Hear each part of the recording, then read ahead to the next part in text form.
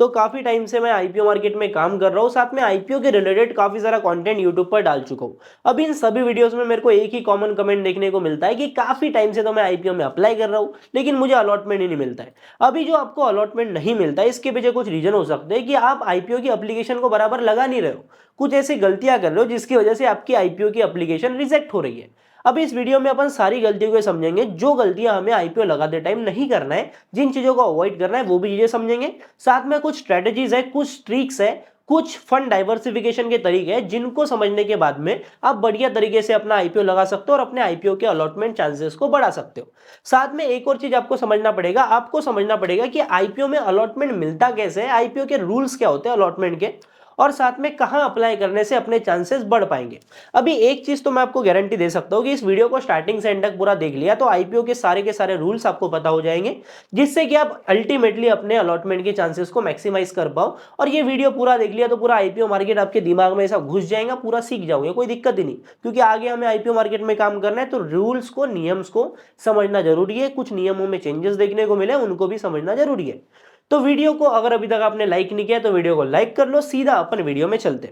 तो वीडियो की शुरुआत करने वाले अपन मेन बोर्ड आईपीओ के साथ में। देखो मेन बोर्ड आईपीओ में ना हमको तीन कैटेगरी देखने को मिलती है।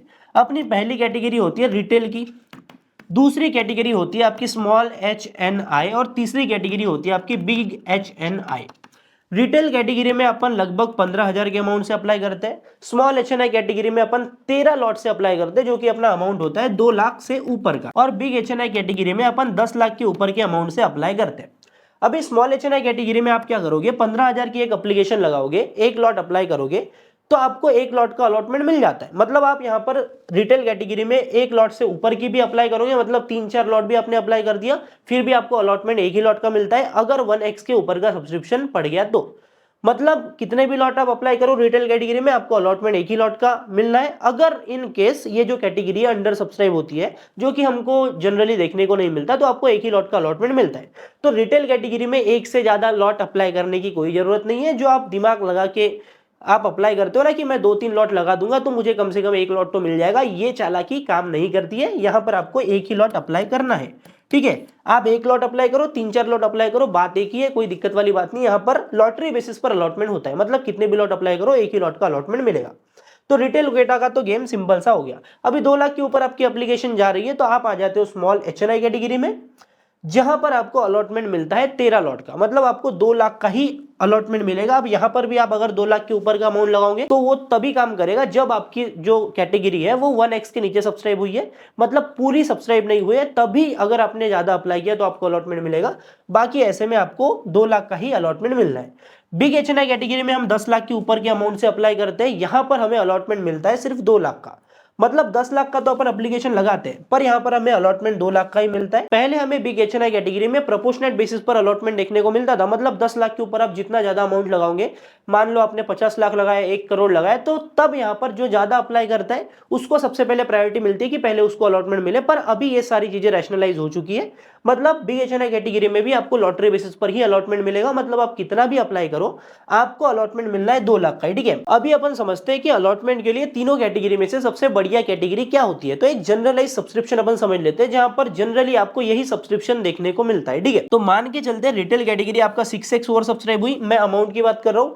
अब 6x रिटेल कैटेगरी जब भी ओवर सब्सक्राइब होती है तो आपके स्मॉल एचएनआई कैटेगरी में लगभग 30x का ओवर सब्सक्रिप्शन देखने को मिलता है, और वहीं पर इस हिसाब से अपन यही प्रोपोर्शन में जाते हैं। तो जनरली मतलब जितने आईपीओ में देखता हूं उस हिसाब से बता रहा हूं, आपको बिग एचएनआई कैटेगरी में 50x का ओवर सब्सक्रिप्शन देखने को मिलेगा। अब जनरली ये जो सब्सक्रिप्शन हमको देखने को मिलता है ये होता है अमाउंट वाइज ओवर सब्सक्रिप्शन। मतलब सिंपल सी बात यह है कि कंपनी मांग रही है 100 करोड़, तो 100 करोड़ के ऊपर कितना करोड़ रुपए लोग देने के लिए तैयार है। लेकिन अलॉटमेंट के चांसेस ऐसे नहीं निकलते, अलॉटमेंट के चांसेस निकलते हैं एप्लीकेशन वाइज सब्सक्रिप्शन से। अभी देखो 6x का यहां पर ओवर सब्सक्रिप्शन देखने को मिल रहा है, जो कि अमाउंट वाइज ओवर सब्सक्रिप्शन है। पर आप एक चीज समझो, कोई भी अप्लाई करता है रिटेल कैटेगरी में तो एक ही लॉट अप्लाई नहीं करता है, वहां पर कुछ एक्स्ट्रा लॉट्स भी अप्लाई किए जाते हैं। पर वहां पर एप्लीकेशन तो एक ही लगी, पर एक एप्लीकेशन के साथ में अमाउंट एक्स्ट्रा आ गया, तो वो एक्स्ट्रा अमाउंट के चलते अमाउंट वाइज ओवर सब्सक्रिप्शन बढ़ जाता है। पर यहां पर जो एप्लीकेशन वाइज ओवर सब्सक्रिप्शन है ना, वो यहां पर लगभग 5x का ही देखने को मिलेगा। मतलब कुल मिला के आप ये समझो कि 5x का ओवर सब्सक्रिप्शन है तो रिटेल कैटेगरी में 5 में से एक आदमी को अलॉटमेंट मिलेगा। अभी स्मॉल एचएनआई कैटेगरी में समझते हैं। स्मॉल एचएनआई कैटेगरी में भी लगभग हमको 30x का जब अमाउंट वाइज ओवर सब्सक्रिप्शन देखने को मिलता है, तो आपका यहाँ पर लगभग 28 टू 29x का यहाँ पर ओवर सब्सक्रिप्शन देखने को मिलेगा।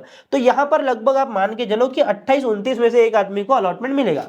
तो आप मान के चलो रिटेल कैटेगरी और स्मॉल एचएनआई कैटेगरी में जो अलॉटमेंट के चांसेस बेटर होते हैं वो होते हैं आपका रिटेल कैटेगरी में। अब आते हैं बिग एचएनआई कैटेगरी में। यहाँ पर अमाउंट वाइज हमको 50x का और सब्सक्रिप्शन तो देखने को मिल रहा है, क्योंकि अपन 10 लाख की एप्लीकेशन लगा रहे हैं, पर एक्चुअल में यहाँ पर अलॉटमेंट मिलता है 2 लाख का ही। ठीक है, मतलब एप्लीकेशंस जितनी होगी उतनी ही अलॉटमेंट मिलेगी। और जनरली आप किसी भी आईपीओ में देखोगे स्मॉल एचएनआई कैटेगरी के कंपेयर में जो बिग एचएनआई कैटेगरी के लिए रिजर्व्ड एप्लीकेशन रहती है ना, वो डबल रहती है। मतलब ज्यादा लोगों को अलॉटमेंट मिलता है बिग एचएनआई कैटेगरी में। और जनरली 10 लाख का अमाउंट अरेंज करना भी काफी ज्यादा मुश्किल होता है, तो लोग यहाँ पर जनरली स्मॉल एचएनआई कैटेगरी में ही अप्लाई करते हैं। ठीक है, तो यहाँ पर जो आपका 50x का और सब्सक्रिप्शन है, इसको अपन 5 से डिवाइड करते हैं, क्योंकि अपन 10 लाख तो अप्लाई कर रहे हैं पर अलॉटमेंट 2 लाख का मिल रहा है। तो आपका ये हो जाएगा 10x application wise over subscription. तो 10 में से एक आदमी को यहाँ पर आपका बिग एचएनआई कैटेगरी में अलॉटमेंट मिलेगा। तो अलॉटमेंट के लिए जो सबसे बढ़िया कैटेगरी होती है ना आपकी, होती है रिटेल कैटेगरी। ठीक है, तो ये नंबर 1 अपनी आ जाएगी। देखो स्मॉल एचएनआई कैटेगरी में काफी सारे लोग अप्लाई करते हैं जीएमपी देखकर कि बड़ा जीएमपी है तो यहाँ पर मेरे को बड़ा प्रॉफिट हो जाएगा, लेकिन आपको ये गलती नहीं करना है। आपको मल्टीपल डीमेट अकाउंट्स अरेंज करना है, जिसमें यहाँ पर आपको फंड को डाइवर्सिफाई करना है, और आपको एक स्मॉल एचएनआई एप्लीकेशन लगाने के बजाय मल्टीपल रिटेल कैटेगरी की एप्लीकेशन लगानी है, जहां पर आपके अलॉटमेंट के चांसेस भी बढ़ जाएंगे। क्योंकि मैं हर बार बोलता हूं, जरूरी ये नहीं है कि कोई आईपीओ कितना प्रॉफिट बना के दे रहा है, जरूरी ये है कि उसमें आपको अलॉटमेंट मिला या फिर नहीं। ठीक है, कुल मिला के मेरे बोलने का मतलब यह है कि अगर आपके पास में बिग एचएनआई कैटेगरी की एप्लीकेशन लगाने के लिए 10 लाख के ऊपर का फंड नहीं है, तो आपको स्मॉल एचएनआई कैटेगरी को अवॉइड कर लेना है। पूरा फोकस रखना है आपको रिटेल कैटेगरी के ऊपर, जहां पर आपके घर में जितने भी लोग हैं सभी के डीमेट अकाउंट्स अरेंज कर लो और उन सभी अकाउंट से आप यहां पर अप्लाई कर सकते हो। अभी कभी कभी हमारे सामने एक ऐसी सिचुएशन खड़ी हो जाती है जहां पर एक साथ में मार्केट में 3 से 4 आईपीओ ओपन होते हुए दिखते हैं। ठीक है, तो यह 3-4 आईपीओ में से एक बड़ी कंपनी रहती है जहां पर हाइप काफी ज्यादा होती है, जहां पर हमें पहले ही आइडिया लग जाता है कि लोग किस आईपीओ में सबसे ज्यादा अप्लाई करेंगे। अब ऑब्वियस सी बात है, जिस आईपीओ में सबसे ज्यादा सब्सक्रिप्शन पड़ेंगी वहां पर अलॉटमेंट के चांसेस बनेगी भी नहीं। ठीक है, तो ऐसे केस में आपको एक ऐसा आईपीओ चूज करना है जहां पर रिटेल रिजर्व एप्लीकेशन तो हाई है, मतलब रिटेल इन्वेस्टर्स के लिए जो रिजर्वेशन रखी गई है एप्लीकेशन की वो तो हाई है, पर जीएमपी कहीं ना कहीं थोड़ा कम देखने को मिल रहा है, जिसके चलते लोगों का ध्यान उस आईपीओ के ऊपर कम जा रहा है। क्योंकि जो आईपीओ हाइप में है, जो कंपनी बड़ी है, साथ में वहां पर हमको अच्छा खासा जीएमपी भी देखने को मिल रहा है और उतनी ज्यादा रिटेल रिजर्व एप्लीकेशन नहीं है, तो वहां पर मल्टीपल एक्स का और सब्सक्रिप्शन देखने को मिलेगा, जिसके चलते आपके अलॉटमेंट के चांसेस कम हो जाएंगे। जैसे कि मैं एग्जांपल के लिए अभी के टाइम पर बताऊं तो सबसे ज्यादा हाइप है मीशो के आईपीओ की, साथ में एकस लिमिटेड के भी आईपीओ की अच्छी खासी हाइप है, पर विद्या वायर्स का जो आईपीओ वहां पर 12-15% का जीएमपी देखने को मिल रहा है, जिसके चलते विद्या वायर्स के आईपीओ के ऊपर लोगों का ध्यान नहीं जाएगा। ऐसे में अगर आपको अलॉटमेंट नहीं मिलता है तो आप विद्या वायर्स के आईपीओ में अगर अप्लाई करोगे तो आपके यहाँ पर अलॉटमेंट के चांसेस बन सकते हैं, जिससे कि आपका लगभग 10-15% का प्रॉफिट हो सकता है। और जैसे कि मैं फिर से एक बार बोल रहा हूं कि भाई कोई आईपीओ 40% का प्रॉफिट दे रहा है, फिर भी वो आपके काम का नहीं है, क्योंकि अगर आपको वहां पर अलॉटमेंट नहीं मिलेगा, मतलब 10-15 में से एक आदमी को अलॉटमेंट मिल रहा है, तो ऑब्वियस सी बात है अगर आप एक लॉट से अप्लाई करते हो तो आपके अलॉटमेंट के चांसेस नहीं बनेंगे। तो ऐसे में जो छोटा आईपीओ होता है, छोटे जीएमपी वाला आईपीओ होता है, वो आपको प्रॉफिट बना के दे सकता है। अभी एसएमई आईपीओस के रूल्स में चेंजेस देखने को मिले हैं, पर उसको देखने से पहले अपन वो गलतियां समझ लेते हैं जो गलतियां हमको आईपीओ लगाते टाइम नहीं करना है। पहली बात, देखो मैं अगर आईपीओ में अप्लाई कर रहा हूं, मेरे नाम का डीमेट अकाउंट है, पैन कार्ड पे मेरा नाम है, तो मेरे को यूपीआई भी मेरे ही नाम की यूज करना है। अब ऐसा नहीं कि भाई मैंने डीमेट अकाउंट तो बहुत सारे अरेंज कर लिए, तो आपको डीमेट अकाउंट अगर किसी और का अरेंज करते हो ना, तो उसके बैंक अकाउंट में, उसके यूपीआई में आप 15,000 रुपए डाल के रख दो, क्योंकि आप ये सोचोगे कि उसका डीमेट अकाउंट है, मैं अपना यूपीआई यूज कर लेता हूं, तो यहां पर आपके चांसेस बन जाते हैं कि आपकी एप्लीकेशन हो जाएगी कैंसिल। तो ऐसे में आपको कोई फायदा नहीं है, आपने अरेंज तो कर लिया डीमेट अकाउंट, पर अलॉटमेंट तो मिलेगा नहीं। दूसरी गलती आपको ये नहीं करना है कि आपके नाम का डीमेट अकाउंट है, मान के चलते एक डीमेट अकाउंट हो गया आपका ग्रो में, और एक डीमेट अकाउंट है आपका धन में, और एक डीमेट अकाउंट है आपका जीरो धा में। ठीक है, तो आपने ये सोच लिया कि मैं यहां से रिटेल लगा देता हूं, यहां से जी मैं स्मॉल एचएनआई लगा देता हूं, इधर एक रिटेल लगा देता हूं। तो ऐसे में क्या होगा, अगर एक ही पैन कार्ड है, आपके ही तीनों अकाउंट है, तो कोई काम ही नहीं करेगा, तीनों ही आपके रिजेक्ट हो जाएंगे। इसके लिए आपको एक चीज समझना पड़ेगा, आपकी एक पैन कार्ड है तो एक ही एप्लीकेशन लगेगी, और आप एक चीज समझ लो, आपने रिटेल से लगाया मतलब आप एचएनआई से नहीं लगा सकते, आपने एचएनआई से लगाया मतलब आप रिटेल नहीं लगा सकते। 2 एप्लीकेशन आप एक पैन कार्ड से तभी लगा सकते हो जब आप शेयर होल्डर कोटा के लिए एलिजिबल हो।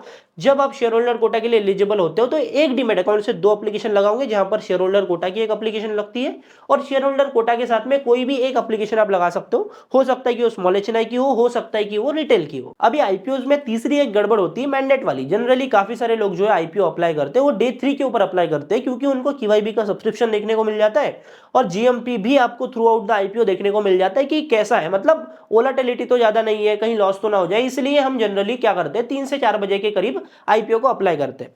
अभी काफी सारे लोग ना आईपीओ को 4 बजे के बाद में अप्लाई करते हैं, तो एक्चुअल में जो लिमिट है ना आईपीओ अप्लाई करने की वो 4 से पहले ही आपको करना होता है। 4 से पहले आपको अप्लाई करना पड़ेगा, भले ही आपका जो मैंडेट यूपीआई में आएगा उस मैंडेट को आप 4 के बाद में अप्रूव कर सकते हो, पर आपको अप्लाई 4 से पहले करना है। अगर 4 से बाद में आपने आईपीओ को अप्लाई किया है तो ज्यादातर ये चांसेस होते हैं कि आपकी आईपीओ की जो एप्लीकेशन है वो रिजेक्ट हो जाए, ठीक है। अब मैंडेट वाले केस में क्या होता है, कभी कभी 2-3 चीजें यहां पर आ जाती है। पहला तो आपका रजिस्ट्रार आ जाता है, फिर आपका यूपीआई पार्टनर आ जाता है, फिर उसमें मैंडेट के लफड़े होते हैं, तो ये चीजें ना काफी ज्यादा दिक्कत देती है। तो आईपीओ के लिए आप एक चीज प्रीफर कर सकते हो कि असबा एप्लीकेशन लगाओ। आपका जो नेट बैंकिंग होती है, आपका जो बैंक की एप्लीकेशन होती है, वहां पर आपको असबा की फैसिलिटी देखने को मिल जाती है, जहां से आप इजीली आईपीओ को अप्लाई कर सकते हो। मतलब जो मैंडेट के चलते आईपीओ की एप्लीकेशन कैंसिल होती है ना, वो कैंसिलेशन आपको देखने को नहीं मिलेगा। अभी अपन एसएमई आईपीओ के अलॉटमेंट रूल्स की भी बात कर लेते हैं, उसके बाद में मैं आपको एक प्रो टिप दूंगा। और प्रो टिप समझना काफी ज्यादा जरूरी है, क्योंकि ये प्रो टिप अगर आप नहीं लोगे तो आप भटकते रह जाओगे, आपका दिमाग ना बराबर शांति से चलेगा नहीं, ठीक है। देखो पहले एसएमई आईपीओ में क्या होता था, 2 कैटेगरीज थी। पहली तो आपकी रिटेल हो गई और दूसरी थी आपकी बिग एचएनआई की कैटेगरी, जहां पर आप 10 लाख के ऊपर का अमाउंट अप्लाई करते थे। अभी यहां पर क्या होता था, प्रोपोर्शनेट लॉटरी बेसिस पर अलॉटमेंट होता था। मतलब जो जितना ज्यादा अप्लाई करेगा उसको सबसे पहले प्रायोरिटी मिलेगी। जैसे कि अभी रिटेल कोटा में होता है, रिटेल कोटा में अगर आपने 13 लॉट हिट कर दिया जहां पर 2 लाख की लिमिट होती है, तो आपको सबसे पहले प्रायोरिटी मिलेगी, आपको अलॉटमेंट पक्का मिल जाएगा अगर 13x के ऊपर और सब्सक्रिप्शन नहीं मिला तो। अब पैसे वाले लोग क्या करते थे भाई, करोड़ों से अप्लाई कर देते थे, उनको एटलीस्ट 1 लॉट तो अप्लाई अलॉट हो ही जाता है, ठीक है। लेकिन अभी यहाँ पर रूल्स में चेंजेस देखने को मिले, जहां पर सारी चीजें रैशनलाइज हो गई और आपको हर एक कैटेगरी में, किसी भी आईपीओ के हर एक कैटेगरी में लॉटरी बेसिस पर अलॉटमेंट मिलेगा। मतलब आप कितने भी लॉट अप्लाई करो कोई फर्क ही नहीं पड़ता, लॉटरी बेसिस पर अलॉटमेंट है। अगर आपकी किस्मत सही है तो आपको लग गया, नहीं तो नहीं लगा, खत्म गेम, ठीक है। बस शेयर होल्डर कैटेगरी में प्रो रेटा सिस्टम से अभी भी अलॉटमेंट मिलता है, ठीक है। तो न्यू रूल्स के हिसाब से एसएमई आईपीओस में जो 3 चीजें अभी के टाइम पर देखने को मिल रही है, वो है पहला रिटेल। अभी इसको मैं रिटेल ही बोलूंगा, यहां पर इंडिविजुअल इन्वेस्टर बोला जा रहा है गवर्नमेंट की तरफ से, पर मैं रिटेल ही बोलूंगा ताकि अपना कैलकुलेशन ईजी रहे। दूसरा अपना स्मॉल एचएनआई, सेम इसी की तरह अपना मेन बोर्ड कैटेगरी में जो होता था। तीसरा अपना बिग एचएनआई, ठीक है।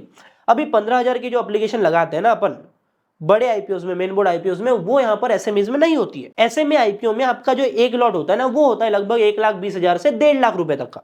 अभी यहाँ पर जो लिमिट सेट है रिटेल के लिए, वहां पर आपको मिनिमम 2 लॉट ही अप्लाई करना पड़ेगा। मतलब आपकी जो एप्लीकेशन की साइज है वो लगभग 3 लाख तक जाएगी।